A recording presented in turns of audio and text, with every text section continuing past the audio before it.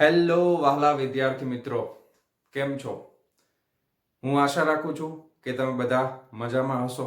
અને જો મજામાં ના હોય તો આજનું આ લેક્ચર પૂરેપૂરો જોઈ લેજો. હું ગેરંટી આપું છું કે તમને મજા આવી જશે. બરાબર?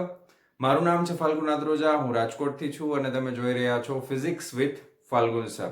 અને વહાલા બાળકો, આની આગળના લેક્ચરમાં આપણે ભૌતિક વિજ્ઞાન શું છે અને ભૌતિક વિજ્ઞાનનું કાર્યક્ષેત્ર, બરાબર, અને ઉત્તેજના, આ બે મુદ્દાઓ આપણે લાસ્ટ લેક્ચરની અંદર જોયેલા છે. તો આજે આપણે શરૂ કરીએ છીએ એના પછીના મુદ્દાની સાથે 1.3 નંબરનો ટોપિક ભૌતિક વિજ્ઞાન, ટેકનોલોજી અને સમાજ. તો ભૌતિક વિજ્ઞાન, ટેકનોલોજી અને સમાજ, આ ત્રણ વસ્તુઓ એકબીજા સાથે બહુ ગાઢ રીતે સંકળાયેલી છે. તમે ત્રણેયને એકબીજાથી અલગ રીતે જોઈ શકતા નથી, કારણ કે એક વસ્તુમાં થતો ફેરફાર બીજી વસ્તુ ઉપર અસર કરે છે.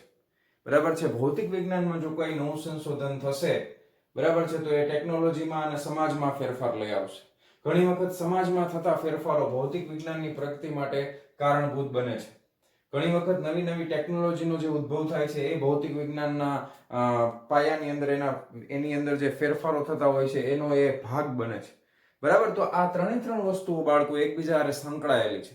જેમ કે આપણે જોઈએ કે ઉષ્મા એન્જિનની કોઈ પ્રણાલીને સમજવા માટે, બરાબર છે, ઉષ્મા એન્જિન તમને બધાને ખ્યાલ હશે કે સૌથી પહેલા જે આગગાડી, જેટલા અત્યારે તમે બાઇક ને કાર ને બધું જુઓ છો, એના જે એન્જિન હોય એ એક ઉષ્મા એન્જિનનો જ એક ભાગ છે. બરાબર છે?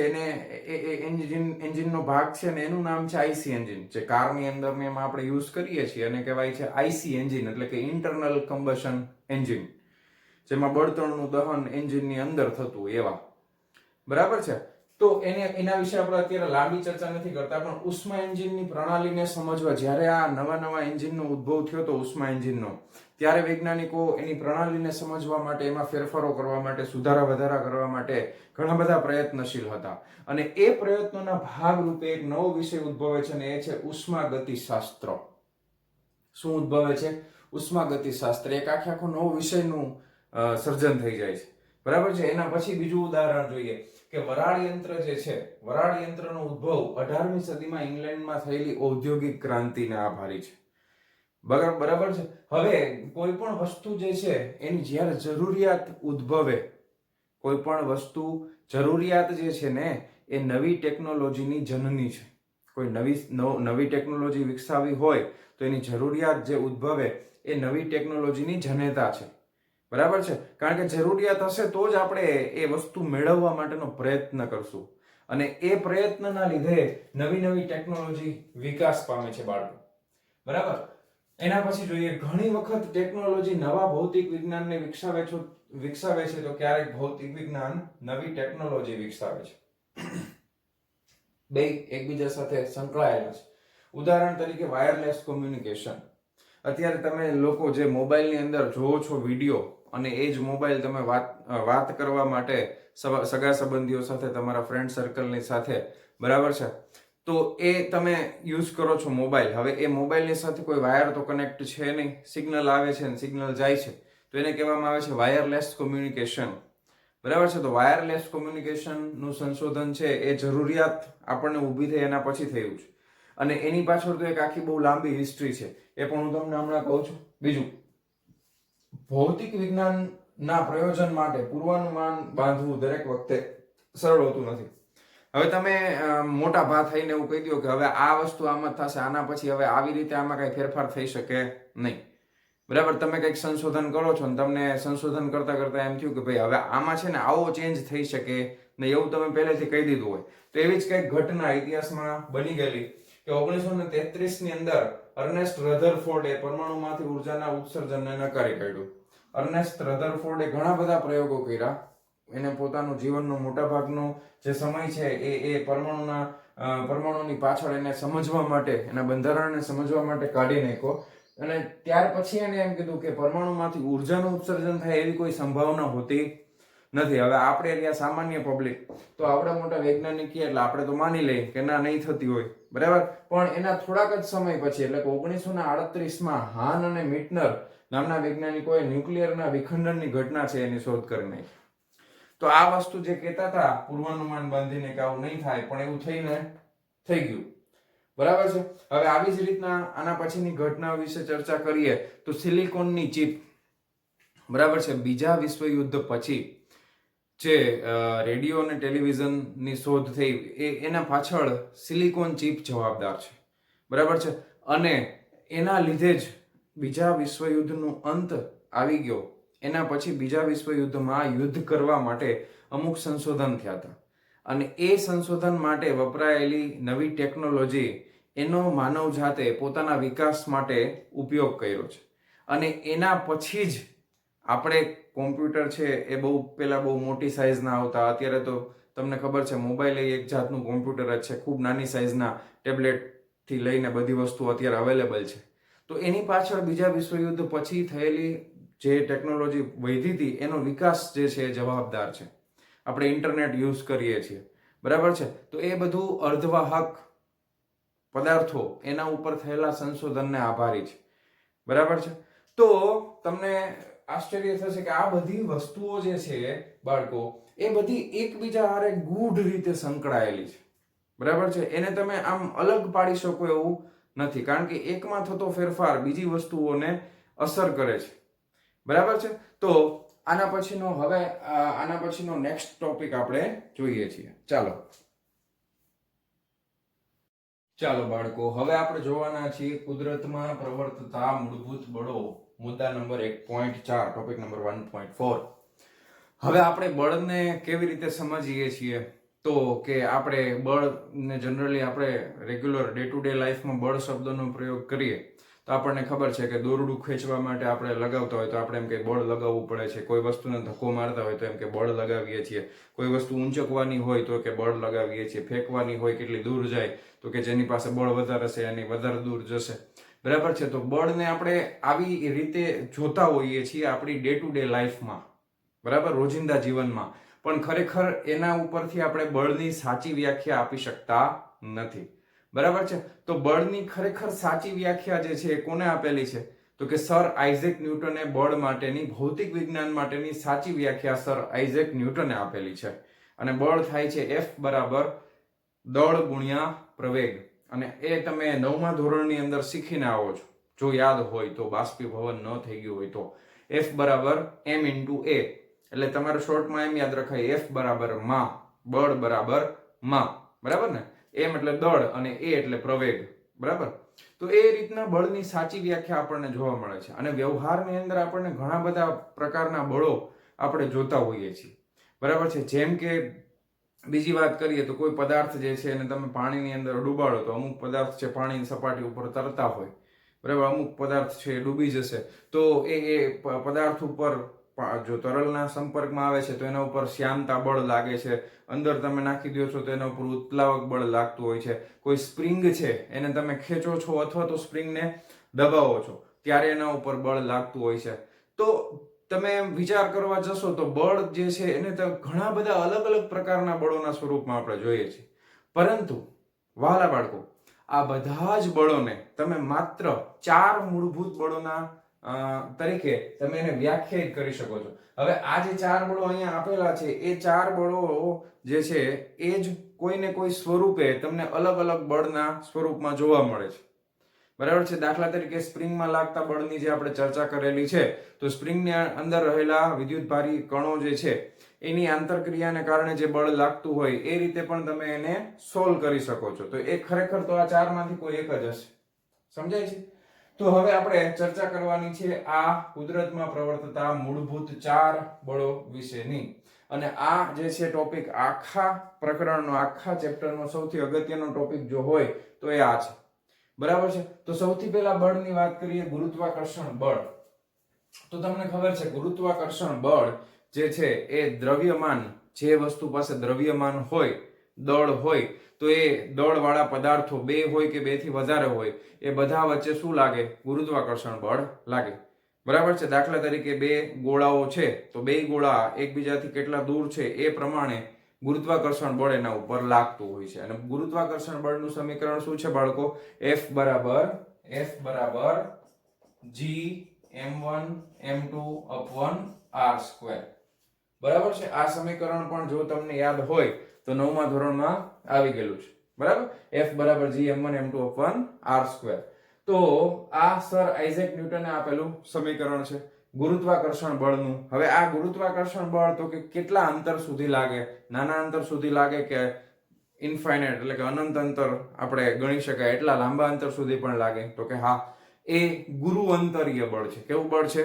ગુરુ અંતરીય બળ. દાખલા તરીકે સૂર્ય જે છે એની આસપાસ બધા ગ્રહો પરિભ્રમણ કરે છે, બરાબર, તો એના પાછળનું કારણ પણ ગુરુત્વાકર્ષણ બળ છે. ઓકે, તો એ સાર્વત્રિક બળ છે અને ગુરુ અંતરીય બળ છે, લાંબા લાંબા અંતર સુધી લાગવાનું છે. અને એક ખાસ અગત્યની વસ્તુ, ગુરુત્વાકર્ષણ બળ માત્ર આકર્ષી પ્રકારનું જ હોય. ગુરુત્વાકર્ષણ બળમાં કોઈ વ્યક્તિને કે કોઈ વસ્તુને ધક્કો લાગે નહીં, ખાલી આકર્ષણ જ થાય, અપાકર્ષણ થતું નથી. તો ગુરુત્વાકર્ષણ બળ માત્ર આકર્ષી પ્રકારનું છે, બરાબર છે, સાર્વત્રિક બળ છે અને ગુરુ અંતરીય બળ છે. આ એનું સમીકરણ છે. ઓકે, હવે બીજા બળની વાત કરીએ, વિદ્યુત ચુંબકીય બળ. તો તમને ખબર છે વાલા બાળકો કે વિદ્યુત ચુંબકીય બળ લાગવા માટે વિદ્યુત ભાર હોવા જરૂરી છે. વિદ્યુત ભાર બે પ્રકારના છે, ધન વિદ્યુત ભાર અને ઋણ વિદ્યુત ભાર. વિદ્યુત ભારો એકબીજા ઉપર આકર્ષી અને અપાકર્ષી બંને પ્રકારના બળો લગાડે છે.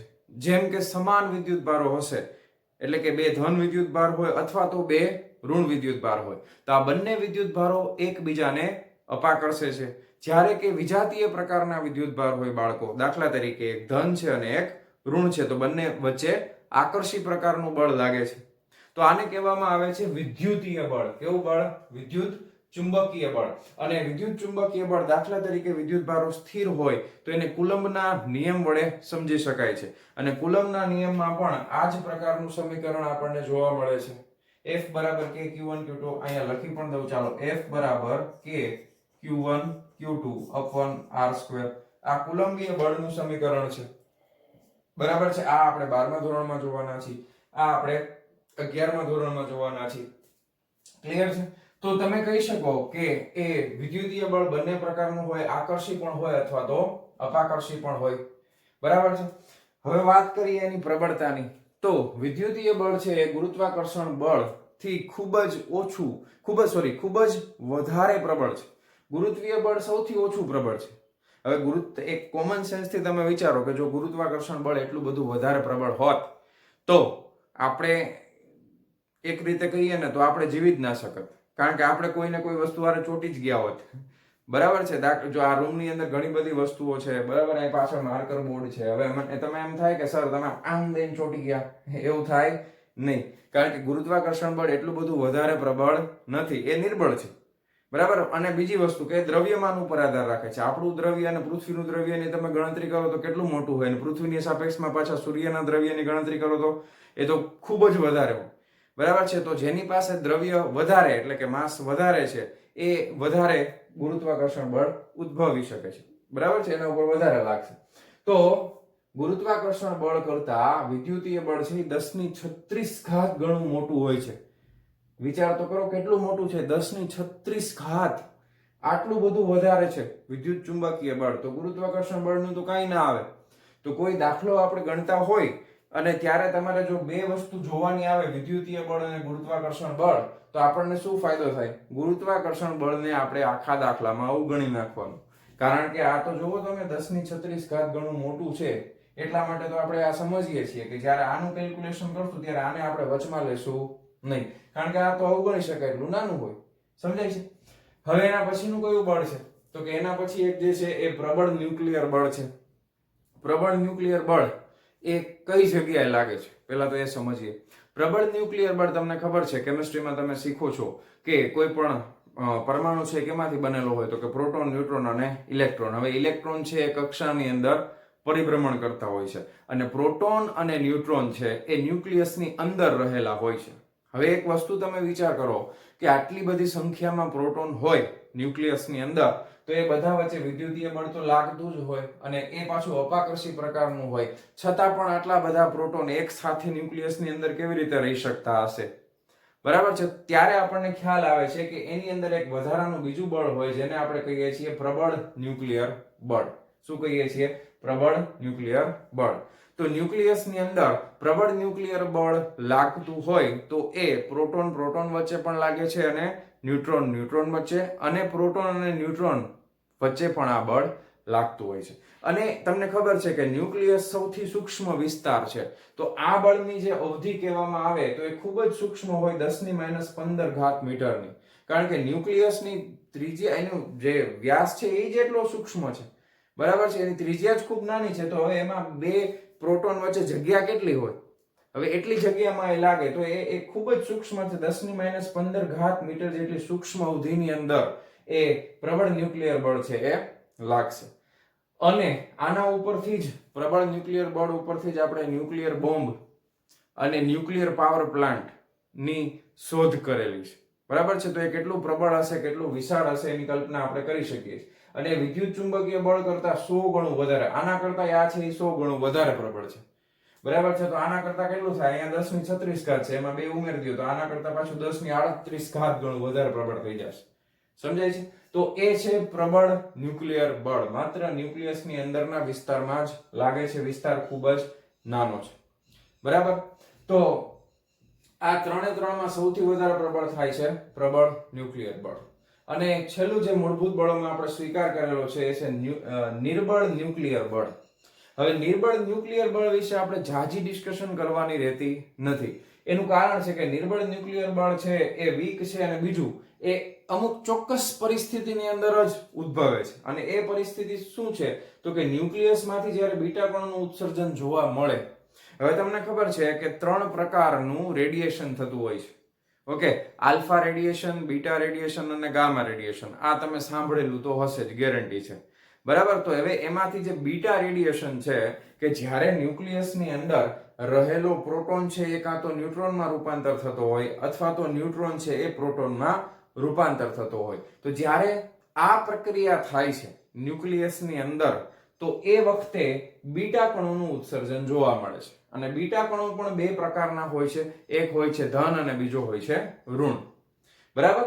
પણ જ્યારે આ બીટા કણોનું ઉત્સર્જન થાય છે એ દરમિયાન એની સાથે, બીટા કણ એટલે ખરેખર તો ઇલેક્ટ્રોન છે, બરાબર. તો એની સાથે એક વિદ્યુતભાર વિહીન એવો ન્યુટ્રિનો કણ જે છે એનું પણ ઉત્સર્જન થાય છે. શું થાય છે? બીટા કણોના ઉત્સર્જન દરમિયાન ન્યુક્લિયસ ઇલેક્ટ્રોન અને વિદ્યુતભાર વિહીન એવા ન્યુટ્રિનો કણોનું ઉત્સર્જન કરે છે.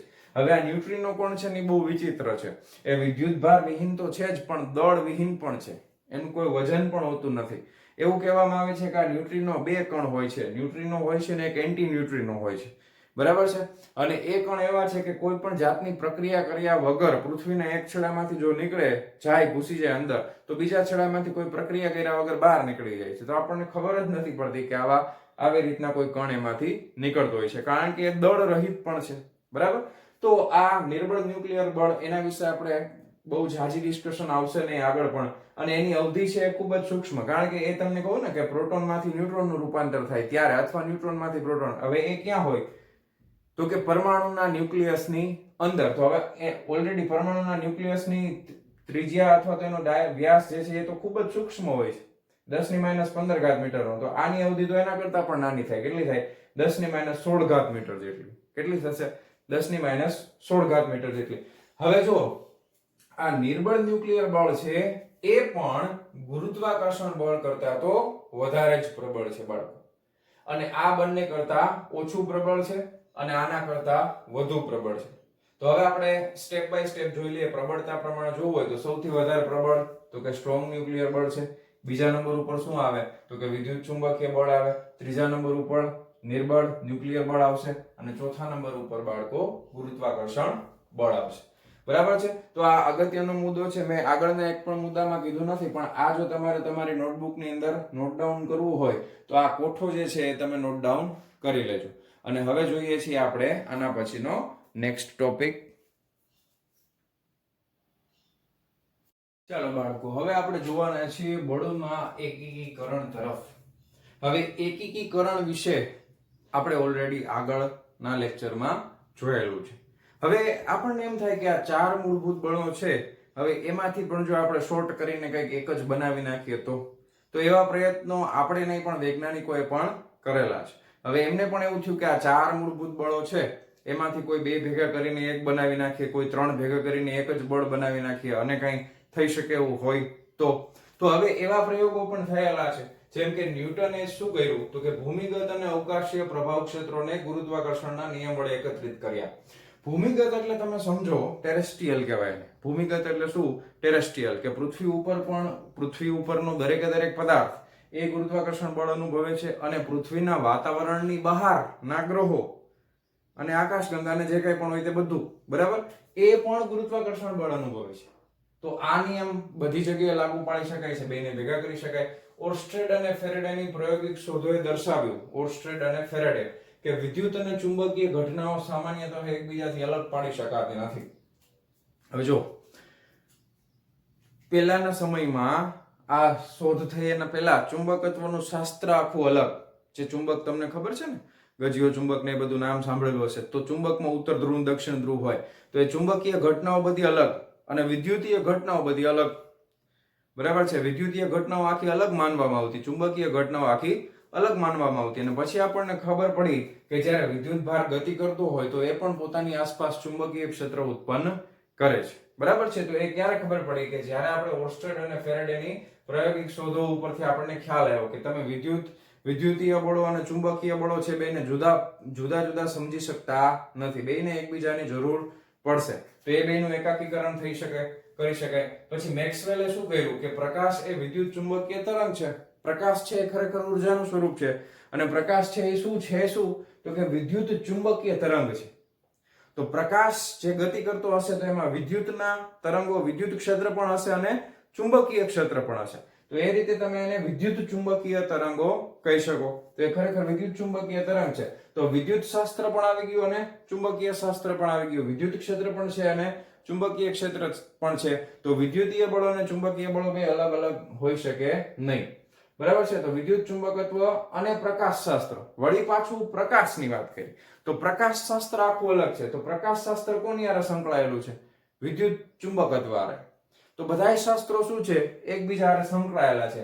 હવે આવો જ કંઈક પ્રયત્ન આઈન્સ્ટાઈને કરેલો હતો. એણે ગુરુત્વાકર્ષણ અને વિદ્યુત ચુંબકત્વને એક સાથે એટલે કે ભેગું કરવાનો પ્રયત્ન કર્યો, પણ એમાં એને સફળતા મળેલી નહોતી, બરાબર. પણ વૈજ્ઞાનિકો આવી એકાદી નિષ્ફળતાથી કઈ હતાશ થતા નથી.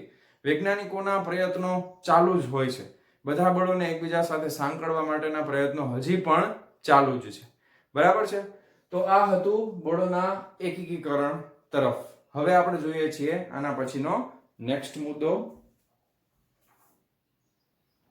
ચાલો બાળકો, તો આ મુદ્દો પ્રકરણ ભૌતિક જગતનો લાસ્ટ ટોપિક છે, લાસ્ટ મુદ્દો, છેલ્લો મુદ્દો છે. 1.5 ભૌતિક શાસ્ત્રના નિયમોની પ્રકૃતિ. તો ભૌતિક શાસ્ત્રના નિયમોની પ્રકૃતિ કેવી છે બાળકો, એના વિશે અહીંયા આપણે ચર્ચા કરવાના છે. તો ભૌતિક શાસ્ત્રના અમુક નિયમો એવા છે કે જે એકદમ સૂક્ષ્મ ન્યુક્લિયસના કદ જેવડા, એટલે 10⁻15 મીટર હોય ત્યાંથી માંડી અને આકાશગંગા સુધીના જે અંતરો છે, આપણી પૃથ્વીની બહારના જે અંતરો છે ત્યાં સુધી લાગુ પાડી શકાય છે. જેમ કે ગુરુત્વાકર્ષણ બળનો નિયમ, બરાબર છે. હવે અમુક ભૌતિક રાશિઓ એવી છે કે જે સમયની સાથે બદલાતી નથી અને અમુક ભૌતિક રાશિઓ જે છે એવી છે કે જે સમયની સાથે બદલાતી હોય છે, બરાબર છે. બંને પ્રકારની ભૌતિક રાશિઓ આપણને જોવા મળશે કે જે સમય સાથે બદલાય છે, અમુક છે એ સમય સાથે બદલાતી નથી, બરાબર છે. દાખલા તરીકે આપણું દળ છે એ કઈ સમય સાથે બદલાવાનું નથી. દળ જે છે એ અચળ રાશિ છે અને અમુક રાશિઓ છે એ સમય સાથે બદલાતી હોય છે.